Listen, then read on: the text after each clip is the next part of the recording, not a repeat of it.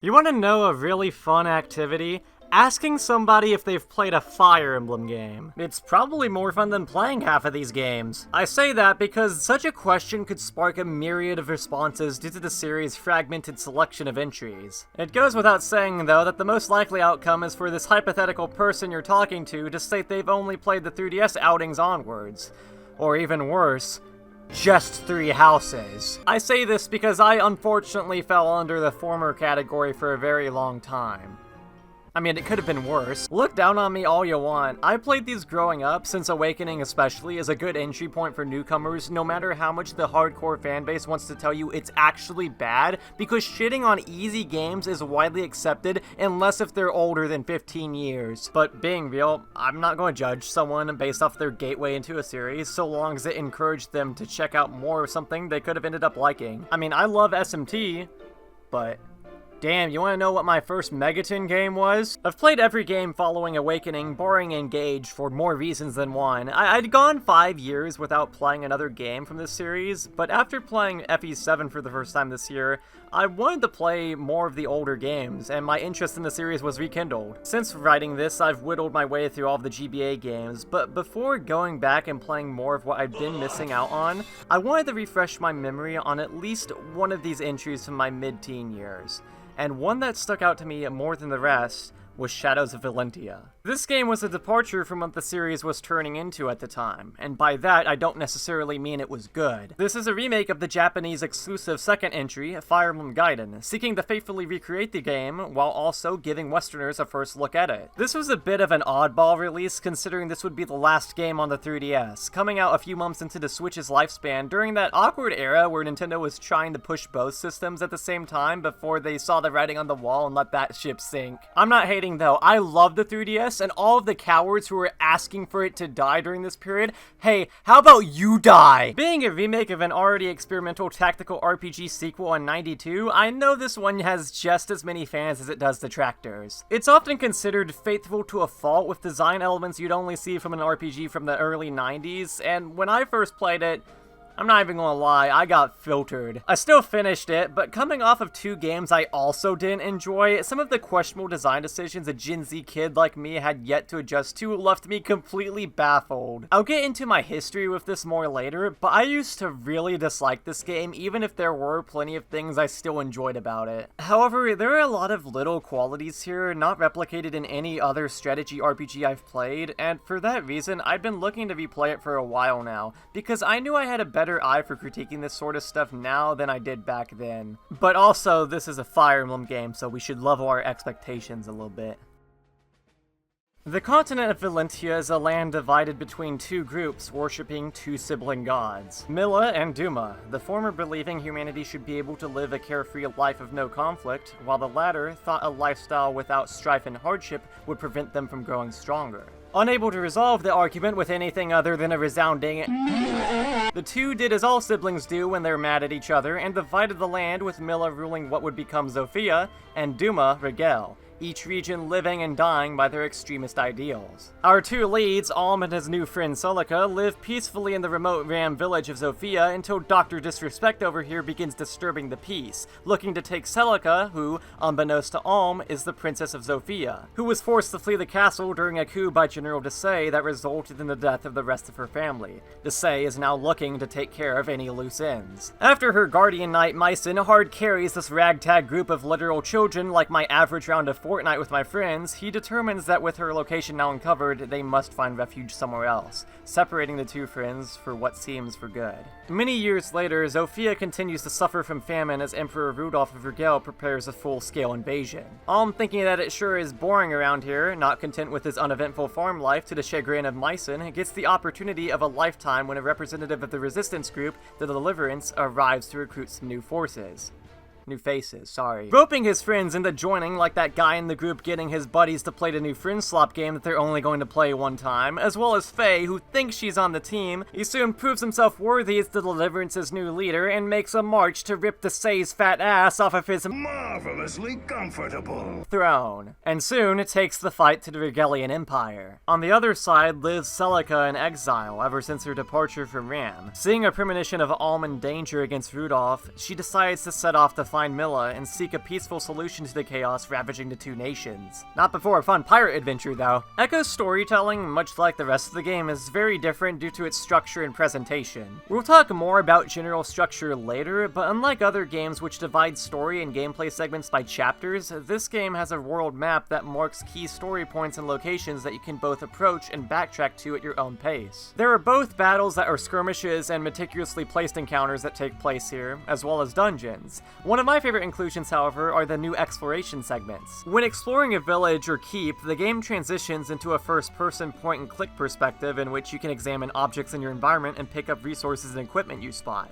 As well, you can interact with NPCs and even your units to get some flavor text regarding them. I love the presentation here. The protagonist you're controlling has their portrait displayed on the bottom screen to free up room on the top. However, the real seller here is that the game is almost fully voice acted, a surprising feature considering how late this game was released in the system's lifespan, and how do you think the devs would want to avoid extra expenditures, but I'm so thankful they committed to this. The 3DS's baby screen can't do the artwork justice, and as a note, this is my first video I'm doing with a capture modded 3DS, as opposed to playing this on an emulator where I could run it at 17K with my 13 billion Omega fart computer. YouTube compression is gonna go to town with this footage, bless its heart, but I cannot overstate enough how a 2-screen handheld was perfect for Fire Emblem, both visually and mechanically. Playing Three Houses in comparison was like missing an arm, except everyone was like, well, that arm was old and outdated anyway. These 3DS games also have my favorite UI as well. It's clean and information is quick to access with a simple touch. Though I'm getting a tad derailed. Anyway, while there may not be a lot going on mechanically with these interactive segments, they add something to the experience no other game in the series I've played has attempted to do.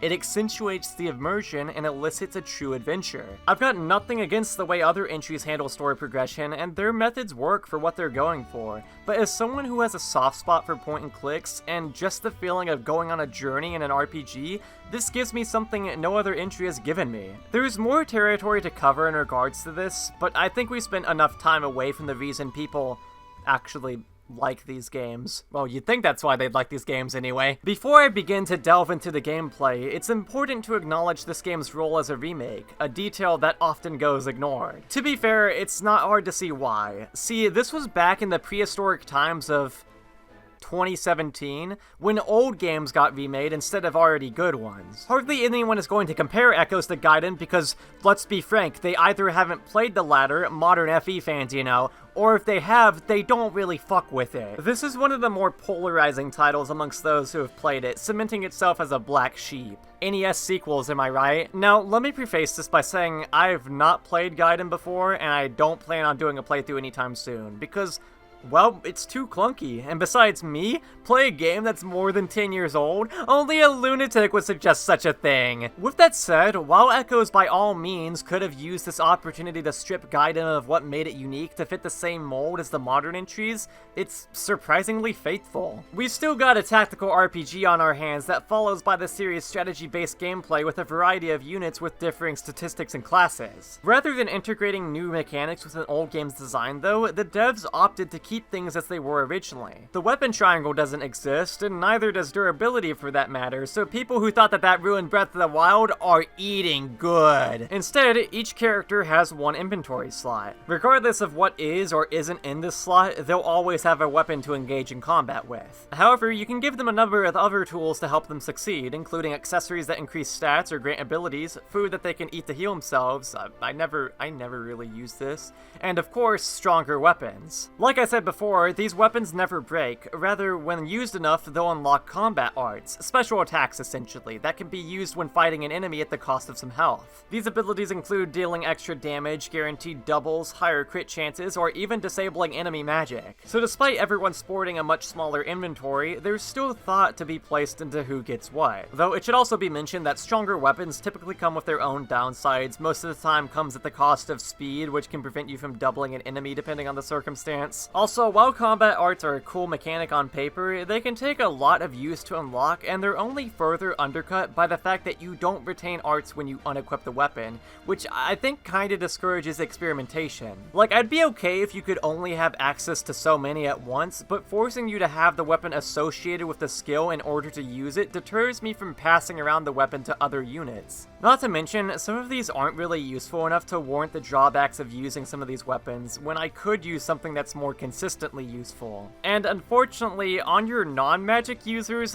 putting anything that isn't a weapon on them is practically begging them to not do any damage. It makes builds for most units boil down to giving them the strongest weapons you can get your hands on, maybe with some variety for the sake of combat arts, and I find that discussion only becomes interesting when it comes to mages or clerics. Magic users purely attack with, well, magic, outside of priestesses who will probably just continue using magic anyway, which means their slots are usually free for accessories or shields. So with them, you get to weigh up whether you want a ring that may restore health every turn, the absurdly busted mage ring that boosts magic attack and range, or if you want to cover up that squishiness that comes with the class, you can opt for a shield. There's a whole forging system accessible from town smithies too. It's not a particularly complicated system, but utilizing it can patch up any of the weak spots in your weapons, rename them into an unfunny inside joke, or even upgrade it into a new one entirely. And if you're real lucky, you might waste money transforming it into something worse and then realizing that the person who invented soft resetting deserves a raise. Much like the United States, the economy is tight enough that you'll never have enough money to get by, but never enough to live comfortably. You can get some good gear by playing normally, but you're not going to get absurdly stacked, that is, unless if you're super unemployed and grind out random encounters in a tactical RPG. Yeah, at that point, just please do something else. Oh yeah, I almost forgot to mention that magic also functions differently, as it doesn't take up your inventory slot. Instead, every character capable of using magic has their own spell list that they learn as they level up. Mages are some of my favorite units due to their flexibility, and this really expands on that. Every spell serves a different purpose with varying range and effects. Thunder has increased range, Seraphim's little bit of Jesus in it that shreds through monsters, Excalibur's high crit rate that never ended up activating for me anyway, and Sagittae, which is ASMR. This applies to clerics as well, who might just be the best class in the game. Obviously because they heal, but when they start promoting, their supportive prowess becomes even more potent with area-wide heals and teleportation powers. Specifically Jenny, who, while I don't think she's the only one who gets it, learns Illusion. This summons a bunch of funny blue soldiers made out of wet paper, but this is actually a boon as it manipulates the AI into targeting them as opposed to your other units, since the enemy AI prioritizes kills above all else. It's a good example of a Ludo narrative, as it really sells the idea that Duma really is a dying senile old dragon. As for other unit specifics, this game does something interesting with the villagers. Alm's friends and Faye also, I guess, all start in a pretty dire state with the villager class, but thankfully for them, promotion is just around the corner. At Milla statues, which you can find in dungeons, if you have a unit who's at the right level, they can promote, upgrading their class. This increases their stats and even give access to new abilities. It's also worth noting that, unlike other games, a lot of units can promote twice, such as Soldier going from Knight and then to Baron. So I guess that would make Villager the baby Pokemon of Fire Emblem. In the other games, most units can only promote once and have to use a designated item to achieve that promotion. But this system works better because this game is about 30 hours, and I really like seeing how far my guys have come, and their appearances reflecting that. Anyway, Villagers are unique in the sense that they're pretty much dumb babies that you can mold into whatever. This means giving them whichever class you want and having them fill whatever role you feel is necessary for the whole game. It's a good idea on paper that sounds like it'd offer up a fair deal. Sounds like it'd offer up a fair deal of replayability, but unfortunately, it doesn't quite work out as well as it should. Simply put, each of these characters have ideal classes that they should be, and there is room to experiment if you desperately want to not be like the other girls, but I feel like by doing so, you're riding a fine line between making a character good or making them useless. And I find that these guys usually end up being outclassed by units who start in the classes they're trying to fill anyway. Every male villager can become a soldier should you choose, but not only do Lucas and Forsyth already fill that role, Lucas is proficient in it already, and Forsyth is already trying to make his case for being on the team. It feels like making anyone a cavalier is kind of a waste because you get both Clive and Matilda, but honestly, in both of my playthroughs I've done, Clive has kind of sucked ass. I usually love my cavaliers, and you'd think I'd enjoy them here too due to how the maps are about as big and empty as the average KFC, but there's no rescue ability in this game, and I've always felt like damage-wise they're significantly more underwhelming. Like, sure, they can cover a lot of ground, but what's the point in that if you can't ferry other units or deal good damage yourself? I was only really dragging Clive around to see how many times he would only get one stat increase on a level up, which was significantly more enjoyable watching that than it was actually using him. Faye's a special case where she overall has less choices because she's a girl, a truly incredible sentence that I actually wrote, but she can become a Pegasus Knight or a cleric unlike the others. Most opt to make her a cleric due to her insane spell list and synergy with Silk, the other cleric, but I chose to make her a mage this time because I was feeling diffy. It's a decent enough option that falls off a bit in the late game. I just felt it was better to make her into one as opposed to having the guys fit that role. Don't know if I've just gotten unlucky over time, but sages generally seem to be more supportive focused and priestesses are more offensive, so I always found my sages trailing behind. Anyway, I don't doubt you can make any of these work as the game isn't challenging enough even on its highest difficulty to make a class outright unviable, but for the villagers I'd choose to pick what'll be most useful in the long term. For this playthrough I made Tobin an archer because archers have better range in this game than the other entries, and he got to throw out crits like crazy to show just how much he fucking hated the Regalians. Again, if these guys were a friends slop group and they played Lethal Company, Tobin would definitely be the shuffle wielder. As for the other two, well, I had to put a lot of thought into what classes they would be. They were mercenaries. Look, you should try to keep a diverse party, but it's hard to deny just how good mercenaries and to that extent dreadfighters are. Early into Celica's route, she hires one named Saber who in return asks for her golden dagger, which you can immediately remove from his inventory and give back to Celica. If that didn't make things clear, mercenaries are very exploitable. They have solid damage output and crit chances, with their primary downside being their low resistance, which makes them more vulnerable to magic damage, a weak point that gets eliminated when they reach their final promotion, the Dreadfighter. Upon promotion, not only do they get a natural +5 to their resistance total, but they also receive an ability that halves all magic damage, so in a lot of instances from then on, you might actually start using them as magic tanks. And that's ignoring how at this point they've practically turned into borderline crit machines. I like to play pretty defensively in these games, but even I know I can throw someone like Kamui at a boss fight with a 40% crit chance and... This cannot be!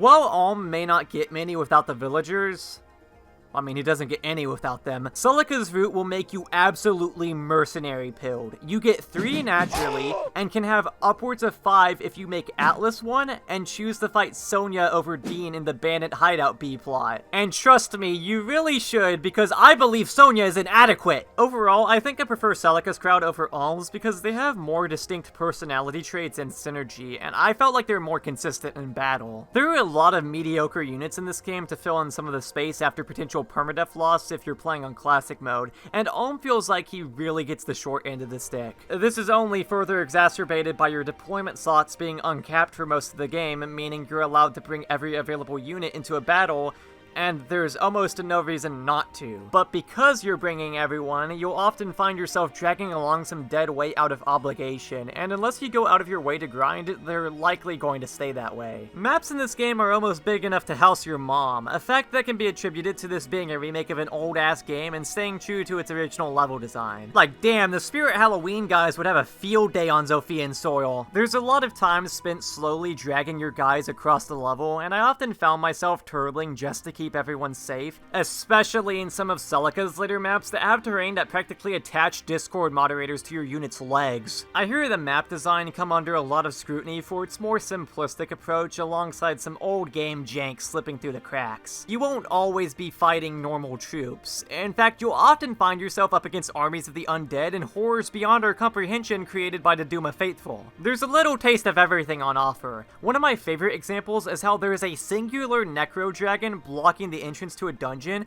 and at this point it's so tough that you're likely going to witness a massacre if you try to fight it. So you either have to strategically position your units to protect your feral mages, or come back with a Sephirim spell later to make him— Shut your I mentioned I used to be dumb and hated this game, keyword used to because I'm really smart now. See, whenever I first played this game, I was raising my eyebrow at a couple of design choices for the first few hours of the game, but I think the first segment that truly set me off was what I can only describe as the gargoyle orgy at the end of Celica's portion of Act 3. This is a route map like most of the levels in the game, but the key difference here is that the caster, who serves as the boss of the level, summons gargoyles as opposed to normal undead enemies that would be easier to pick off. These things can fly around terrain and are overall more difficult to deal with than other respawning enemies you've dealt with up till now, and the fact that this idea for a map made it past testing really set me off off and made me come to the conclusion that, wow, the map design in this game sucks ass! I was dreading this level during the lead up my whole playthrough this time around, and when I finally got to it, bro, this is one of the better ones. You can use Ginny to patch everyone up, summon soldiers to distract the gargoyles, and even erase some of them with Expel if they start suffocating you. Something I didn't even consider previously was using one of the flyers to open the locked door and create a shortcut to deal with the summoner early. Like, I actually got to use so many different tools here, and everyone barring stupid Atlas ended up contributing. Now, that's not to say all of these maps necessarily work out. I mean, there's one too many swamp and desert maps on Celica's route that all kind of blend in with one another, and any map with witches present is a huge pain. Witches are really strange enemies because they have the ability to teleport, but their teleport range isn't marked alongside their movement, so oftentimes they can blindside you and potentially kill one of your units in a split second if they have low resistance. They're so inconsistent about using this ability though that you'll never truly be able to gauge how safe you are, which makes them extremely annoying to go up against. Anyway, I bring this up because if you choose to fight Sonya during Celica's Bandit B plot, Oh my goodness!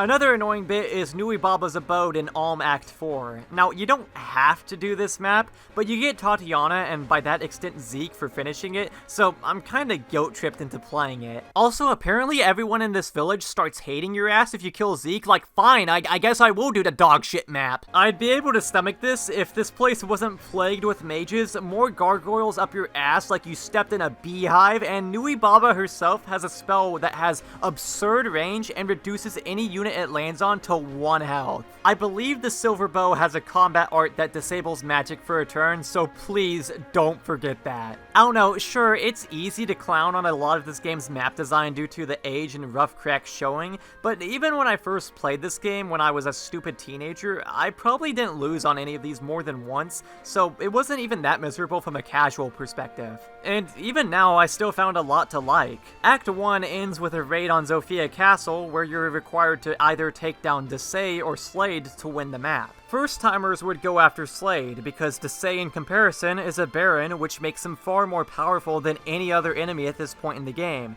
and as if that wasn't bad enough, he's equipped with a Draco Shield, a shield with insane stats and passive recovery to boot. Plus, he likes to sit on his throne, which, might I add, is Marvelously comfortable. so needless to say, trying to fight him will give you damage numbers equivalent to Celica's IQ. But that's the thing, you do a minimum of 1 damage, and with enough ingenuity and understanding how the AI works in this game, you can cut him off from the map's healing tiles, distract Slade with another unit so he doesn't go after the rest of the party, spend half an hour whittling down Desay's health only for him to retreat and regain all of his health again, then actually cut him off from the healing tiles, get enough units to safely lay into him to slowly but surely chip away at his health until you kill him, or what actually ends up being an imposter.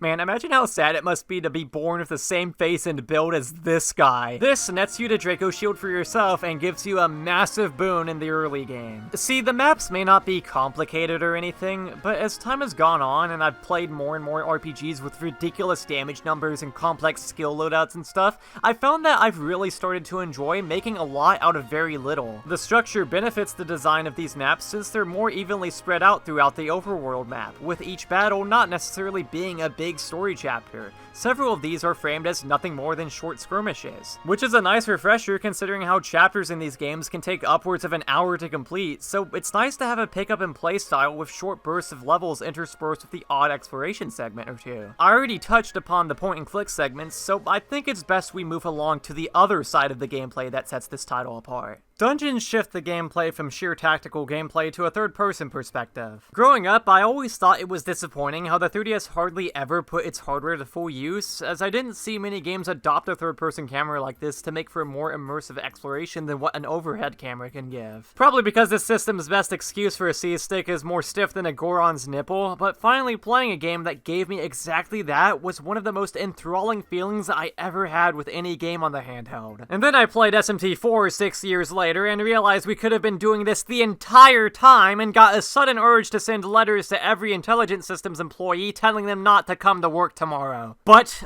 I digress. Outside of the endgame, the dungeons are the only segments of the game to restrict the amount of units you can bring to 10. This leads to interesting decision-making, such as whether or not Noma gets to stay on the bench, or if Tobin gets drafted for the 9th time. Navigating through these dungeons will lead to potential enemy encounters that you may or may not anticipate if the 3DS's draw distance agrees with you that day. These are small, short fights if for some reason you really want to grind EXP very slowly. The game also spawns encounters of this scale periodically on the overworld that can either remain stationary or approach one of the army's positions to engage in a fight or act as reinforcements for another. These battles are never any longer than a few minutes, but I always found junk encounters like this to be egregiously boring in SRPGs. I'm the kind of person who thinks grinding in RPGs is mostly unnecessary, and the insistence that it's a staple of the genre is a myth, but forcing one of these encounters on me just because Alm picked up a quarter and now can afford to revisit the nearest forge to upgrade his popsicle stick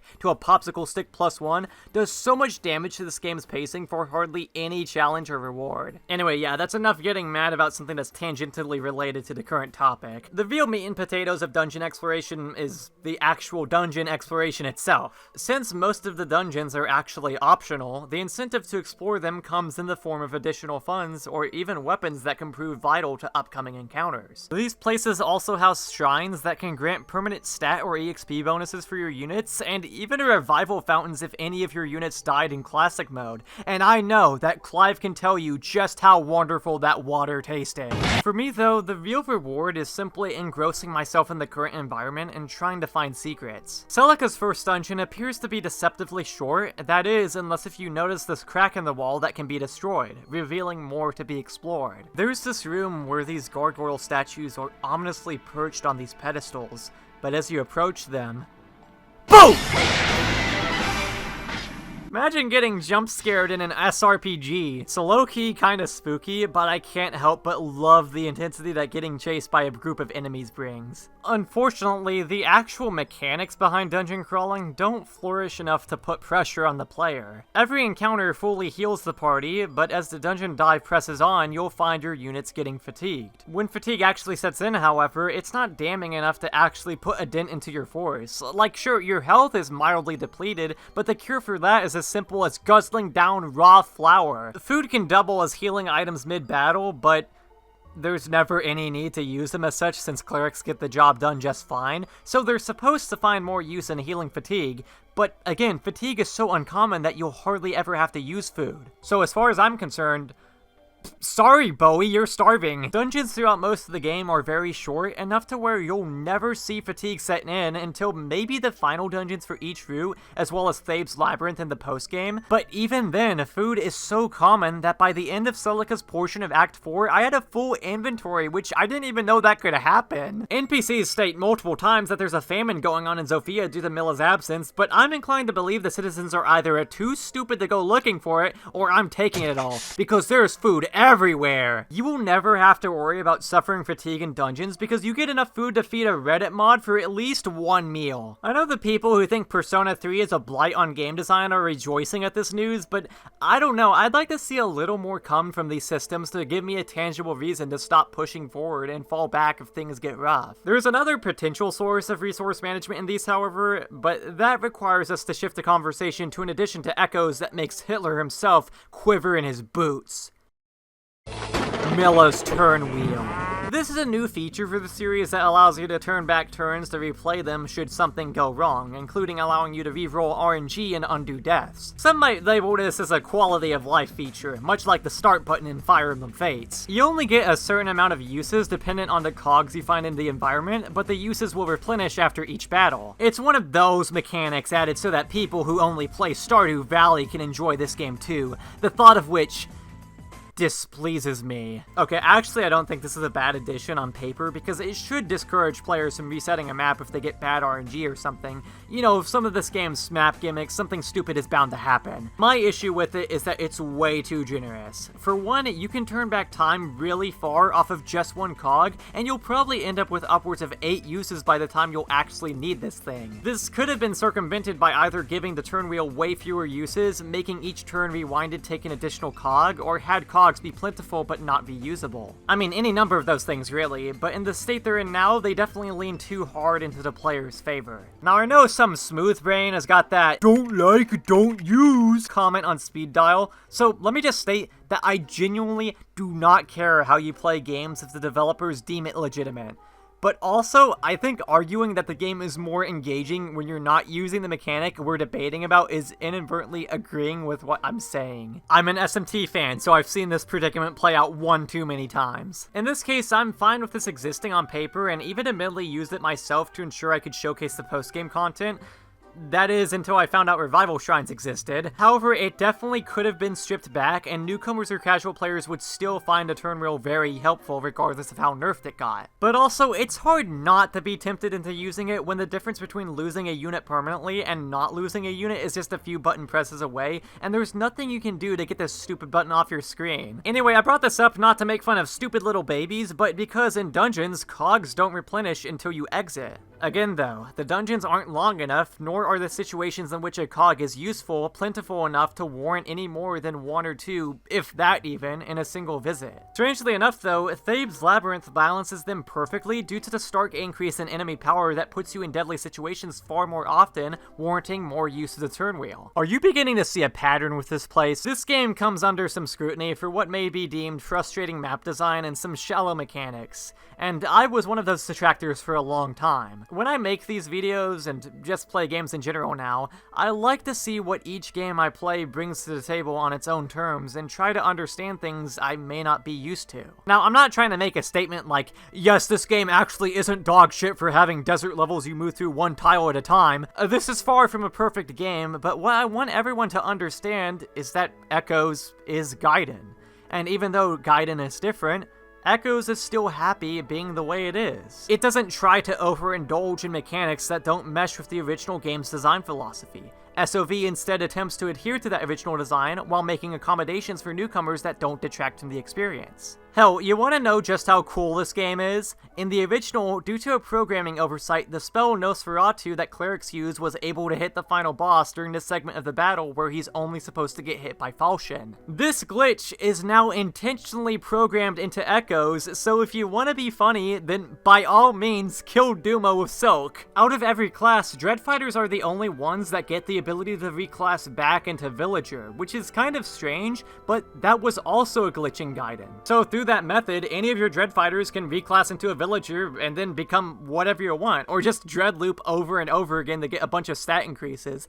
I mean, if you want to do that. What I'm trying to say is that the devs liked Gaiden for what it was and didn't try to make it into something different. Shadows of Valentia isn't very old, and yet it's already started aging remarkably well when held up against modern remakes that play things safe and shave off edges so that every game with a large cultural impact eventually ends up fitting the same mold. I know the one super diehard Gaiden fan in the audience who wants to educate me about how Shadows of Valentia is actually an awful remake that completely betrays the intended vision of Gaiden is probably wincing and seething at that statement. But unfortunately for you, I drew you as the seething Berkut and me as the Chad Jeddah. It's not going to be everyone's cup of tea. However, I think we should be more willing to accept games like this, warts and all. The world would be a much less interesting place if every piece of art was made to please us. Throughout this video, I've made allusions to the fact that for a very long time, I didn't like this game. But that doesn't even scratch the surface. I hated this game, and it single-handedly made me lose interest in the series I played 3 entries of. I thought so much of the gameplay was obtrusive and simple, and when it wasn't, it was annoying and tedious. I was a dumb, narrow-minded teenager when I played this game, and at that age, it's only natural to direct hatred towards what are seemingly inoffensive works for not entirely living up to your expectations, even when they don't really deserve that vitriol. You feel like you gotta be critical about something just because it doesn't fit your exact standards, but as you grow older and more mature, and refine your tastes, you soon realize it can get so much worse. Even back when I was the aforementioned seething Berkut though, those one-of-a-kind aspects stuck in my mind. The full voice acting, the adventurous feel, and the beautiful, beautiful music and art.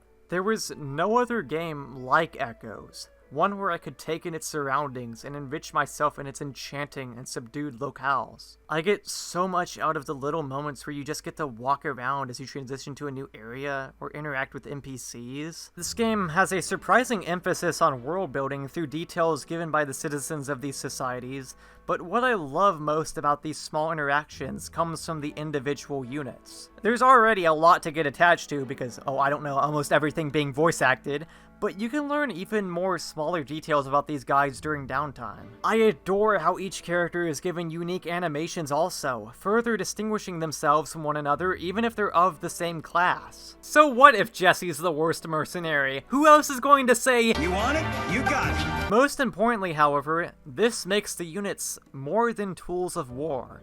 They're companions. I've heard Echoes and Gaiden be referred to as permadeath unfriendly games because of the limited number of units it has on offer. Valbar, for example, is the only knight in Celica's route, so if you lose him, you won't have anyone else to occupy his role. Alm only gets one Pegasus Knight in Claire if you don't make Fae one, which you really shouldn't unless if you don't value being accepted by your family. We can call this poor design from a gameplay perspective, but for one, Celica's got like 90 Dread Fighters, so I think she'll be okay, but among that, there are mechanics to preserve them even on Classic mode. Even if you don't want to use the Turnwheel, you can still opt to revive them with one of the shrines should you happen across one.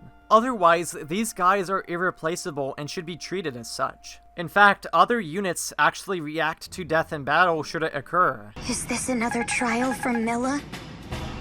I knew there would be sacrifices, but... May and Bowie are two of my favorite characters in the game for this reason. They're Celica's retainers who accompany her on the pilgrimage, and their dynamic comes across as a hostile rivalry. However, you see some personal bits between the three of them during their support conversations with one another, and you realize that these two both deeply care about one another and are incomplete without the other. Should both survive a playthrough, they end up getting married and banging like rabbits if that description is anything to go off of. If one dies, however, you get a far more depressing outcome detailing how they simply aren't the same without each other. I have this exact relationship with my closest friends where we'll have banter amongst ourselves to the point you'd think that we don't even like each other, but deep down, we do care about one another more than anyone else could understand. And I can't help but feel validated seeing those two come to the same conclusion.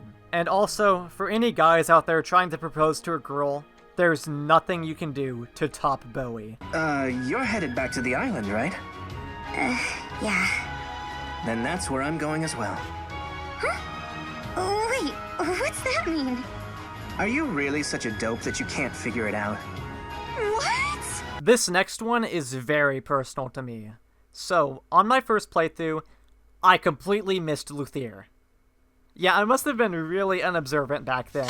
When spoken to, he asks the Deliverance to save his sister Delthea, who is under the control of the Doom of Faithful, who intend to make her into a witch. When Alm sets off to fulfill this request, Clive stops him to ask if going out of his way to save one person is truly worth it. It may seem like a cruel question to ask, and a hypocritical one too, because do you know how many times I revived you despite your total lack of contributions to the party, you deadweight? But considering the purpose the Deliverance is setting out to accomplish, it is a question that has merit in dire times like these. Delthea is the hardest unit to recruit in the entire game, as she starts off as an enemy that can easily be killed if you're not careful. It takes a lot of effort to isolate her from the rest of the enemies and disarm her so she can't fight back, because for one, with that terminology you'll probably end up getting arrested, and you still have to take care of the boss while making sure she's alive. Even once you actually do recruit her, she hardly seems worth any of the trouble. She's very low level, and her base stats match said level, meaning she'll likely have to be fed EXP and stat boost while staying out of harm's way so all of the effort you put into training her doesn't get put to waste in a moment's notice. I began to wonder to myself if it was really worth setting up kills for Delthea, all for the chance of getting another usable character out of it instead of giving that EXP to my other party members who've already proved themselves useful. But, and I can't exactly pinpoint when this happened, she locked in. Like, bro, That attack stat does not lie. Alongside her fellow Slayer friend Python, another unit who's hardly doing anything for me at first, these two became my dynamic duo, my strongest characters who hard carried the late game and especially Act 6. I greatly underestimated the both of them, and yet they ended up proving me dead wrong. Something I don't see enough people online give credit in regards to video game storytelling is what I believe to be its strongest element, and one that sets it apart from any other work that can be considered art. Any game that tells a story actually tells two, one being the actual written story, and the other being the personal experience the player gains through interacting with it. This is, in my opinion anyway, one of Fire Emblem's strongest elements as a franchise, the way its system set the stage for a variety of differing experiences tailored for any single playthrough. The characters that you use and how effective they end up being, the deaths you experience, the strategies you employ or watch go awry, Echo's putting this focus on fleshing out its cast, big or small, goes a long way when you do end up losing someone. You could even say this is why the game forces you to deploy everyone for most of the game, to show the potential in everyone and grant an opportunity for anyone to step into the spotlight. Now, I admit that that can have the opposite effect, further highlighting how bad some of these guys can be, but still, food for thought. One of the most powerful moments in the game's story is one most might not even witness. One mission sees the Deliverance attempting to rescue Clive's partner Matilda from Desai and his men.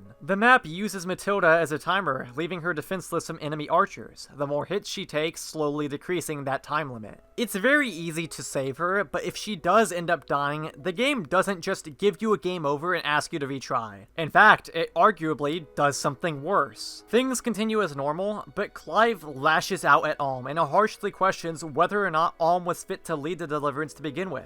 And you know what? I'd be angry too if I lost a unit who literally did Clive's job better than he ever could. It's fucking haunting, and his voice actor, who just so happens to be one of my favorites, Grant George, lets out his inner Shuichi Saihara. You have ruined everything! The game does continue as normal, because in Clive's own words, they can't be hung up by one person, but it serves as a cold reminder for what is at stake. When discussion of Echo's story comes up, many are quick to jump towards its themes of nobility, upbringing, and leadership. This is a highly contentious element of the game, but also one that doesn't get its due diligence. Alm, as the newly appointed Deliverance leader, butts heads with another member, Fernand. Fernand has a deep-seated hatred for the lower class after the commoners who lived on his family's land killed them for not providing for them during the famine plaguing Zofia. Needless to say, working alongside, and soon working under those commoners causes Fernand to abandon the Deliverance altogether. Captured by Desai's men, he makes his cut ties known and is brought to Rudolph's nephew, Lord Berkut, to serve as his new retainer. It's worth noting that both Berkut and Fernand are characters added to Echoes, so I guess you could say Berkut's the intelligent systems equivalent of an Atlas re-release girl. I wonder how many times I'll get to update this. Berkut ends up becoming not just an opposing force, but an outright rival to Alm. He looks down on the army solely because of his stature, to the point where he actually engages in a 3 against like a dozen or so fight and promptly gets his ego put in check by a Rider's Bane. Berkut serves as a foil to Alm in the sense that even though they have a different upbringing, with Berkut being a noble and Alm coming from bumfuck nowhere, Alm displays stronger qualities of a leader. Berkut, desperate to get the upper hand on Alm after failing to win against him, resorts to underhanded tactics that only further stain his name. Where this dynamic gets muddled for some, however, comes from the reveal that Alm isn't a nobody. I mean, it's not revealed until a lot later, but the game isn't exactly subtle about Alm actually being of noble birth when he picks up the royal sword with ease. As it turns out, he's actually Emperor Rudolph's son, separated at birth by him. Rudolph's whole idea was that Valentia had begun to rely too much on Duma and Milla as figures, and would go on to invade Zofia, not to conquer it, but to spark the coming of strong heroes who could rise to his opposition and prove their strength without the reliance on the gods. He saw that Valentia was going down a dark path, and that in order to get through it, people would have to essentially pull themselves up by the bootstraps. Obtuse sounding plan aside, at first this appears to come at odds with a story that seemed to be shaping up to be about how nobility does not alone prove one's worth. So if Alm was actually a noble himself and heir to the Regel throne, then That must mean the game wasn't really following its own theming to begin with. I mean, surely, right? This is a criticism you hear anywhere you go, and while I get where it comes from, I think there's a lot more nuance that gets thrown away with that mindset. Sure, Alma may have royal blood, but he was still raised as a commoner. He's still trained, and took on the role as leader of the Deliverance all on his own. By the time he does learn of his lineage, he's already at the end of the road. It's not as if learning this immediately changes who he is as a person, so I don't think this argument about him being Rudolph's son making the story fall apart holds much weight. I find it kind of ironic, yet tragic, that Fernand immediately disregards Alm because he believes he's just a farm boy, yet in the end, when he does get to serve a noble, it's one who recklessly charges into fights for entertainment's sake, falls back on dark magic to get the upper hand, and still ends up losing to the person he could have been comrades with. What the fuck? Bro, even my phone agrees with me.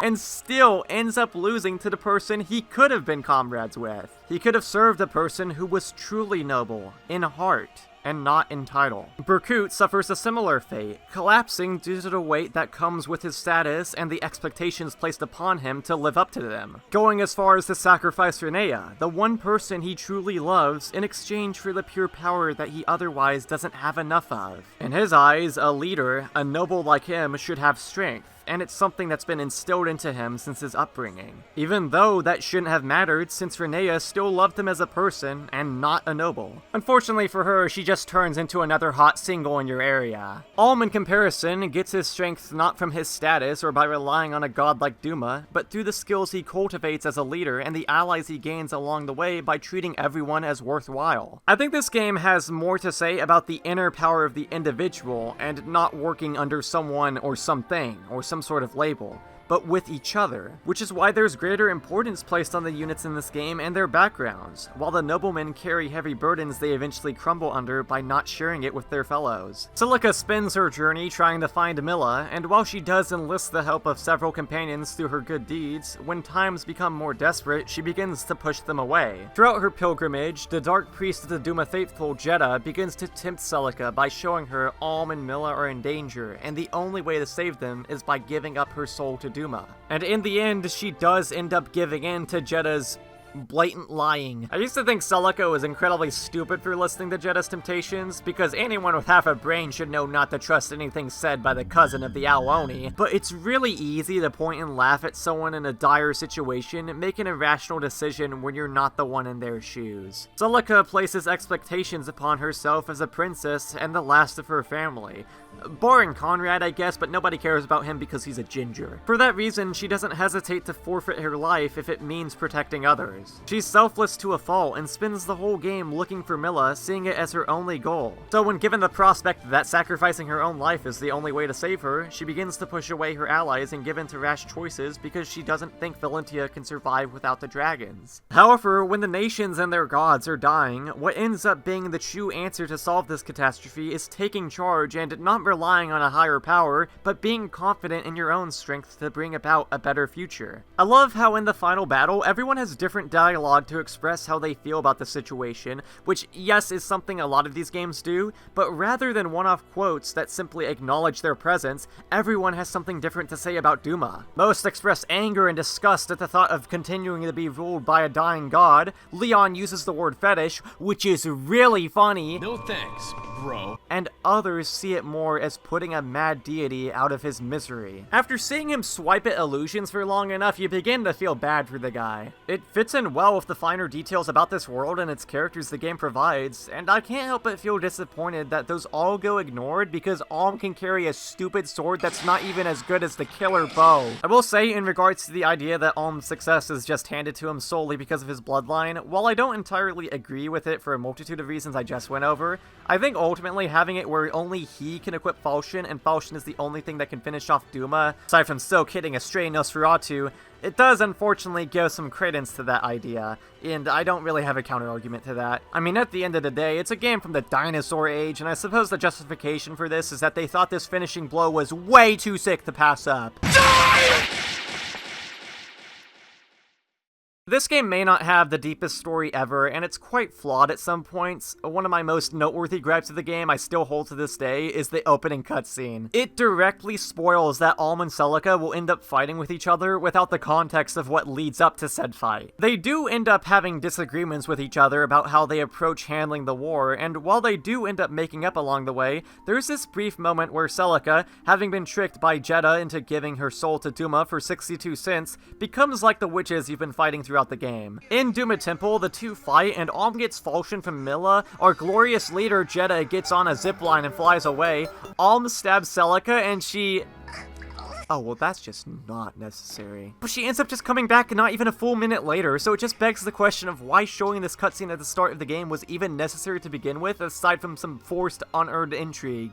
With that said, though, I actually do like how Jeddah can almost be seen as a mirror of Celica, even if he is far prettier. Much like how Celica was with Milla, Jeddah never comes to the same realizations she does. He relies on Duma's power and sees no future without him. It's a very small thing and only shown through bits of dialogue, but still worth mentioning. There are definitely frustrations to be had with Echo's story, as to be expected with a script based off of an old game, but out of every Fire Emblem game I've played, it's the one I've grown the most attached to. I like how it's structured, how well paced it is, and the interactions in the environment, and how those in turn can affect the people and things you see. I think there's a reason why, even when I didn't like the game, I was so captivated by it.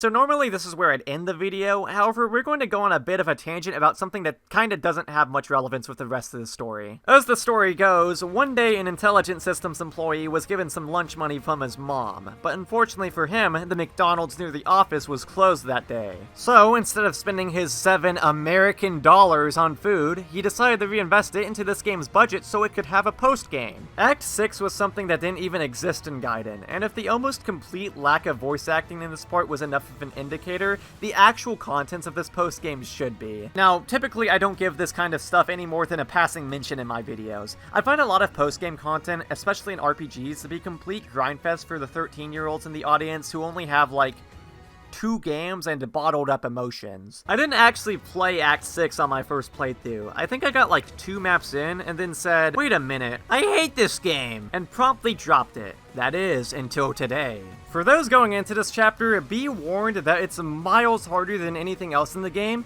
and that can be seen in the last overworld battle during this part, putting motherfucking dragons on this motherfucking boat. And that's still not as scary as the game now playing the track, Those Who Challenge Gods, or whatever it's called, during every enemy encounter. A song in which the composer was doing way too much.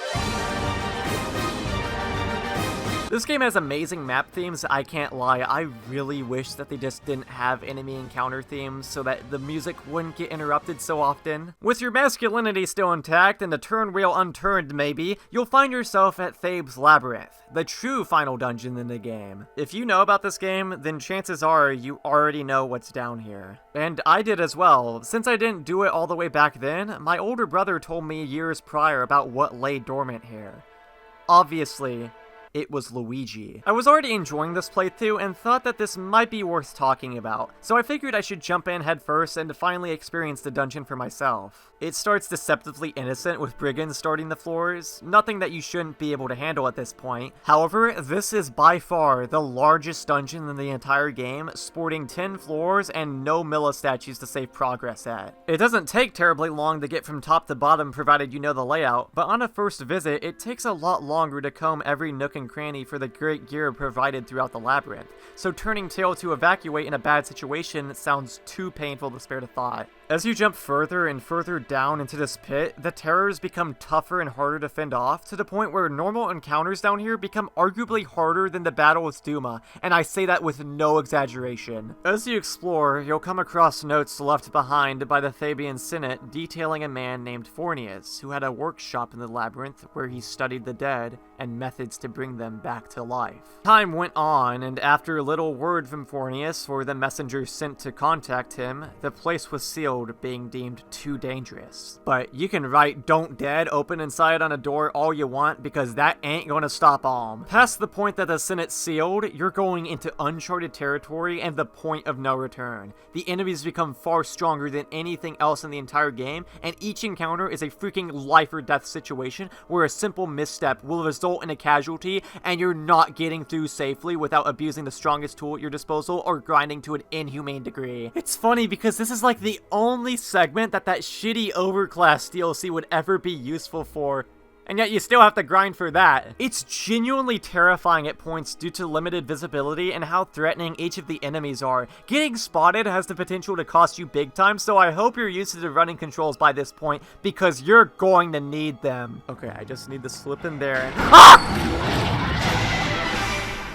Sorry, I got scared. It's the one true instance in which the dungeon mechanics get to come together to create a slow, tense feeling that I wish was replicated in some of the earlier segments. Here, we learn that Fornius used insects called Thantapagians to create masks that can reanimate corpses, and if you got into the series because of these 3DS games, these corpses may look deathly familiar to you. They're the Risen from Fire Emblem Awakening, specifically that game's Lunatic mode, because holy shit, they're strong! What's more interesting, however, is Fornius' other project down here, described as a being made of divine dragon blood that he continued tending to, even going as far as to nurture it with his own blood. As the creation grew in power, it began to corrupt Fornius' mind and drove him to insanity. And at the bottom, you come face to face with this creation.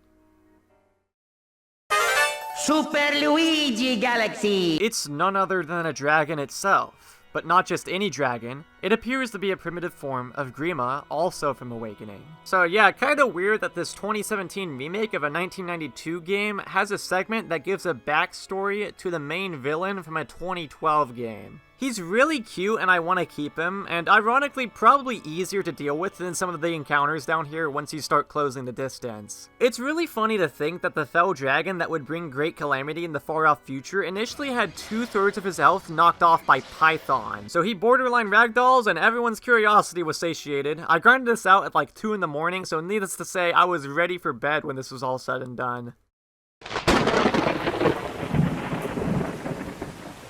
About 2 hours later, I was woken up by some of the worst rain and lightning I had heard in my entire life. I find it difficult to sleep through that kind of weather due to the possibility of it turning into something worse, but it wasn't just that keeping me awake that night.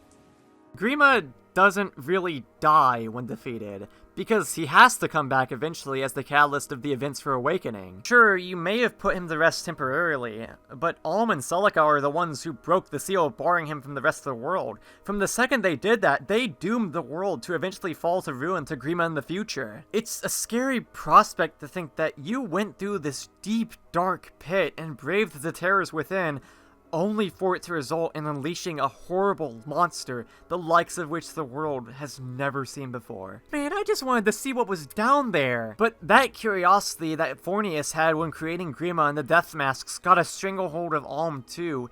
A simple experiment had now turned into a spiteful god that could destroy all of mankind. It's a story told with nothing more than the text provided by the tablets on each floor of Thabes. There's no voice acting here, and while I do like the presentation of this game's story a lot, the lack of that is why I like this story so much to begin with. There's something haunting about this completely unrelated one being told with such minimal descriptions that leaves so many blank spots for me to fill in. And fill in those blank spots I did. I was sleepless for the rest of the night because I honestly felt responsible for the incoming scourge of Valentia. Grima creeps me the hell out and I can never look at him the same way ever again. And the worst part, Luigi wasn't even there as a consolation prize.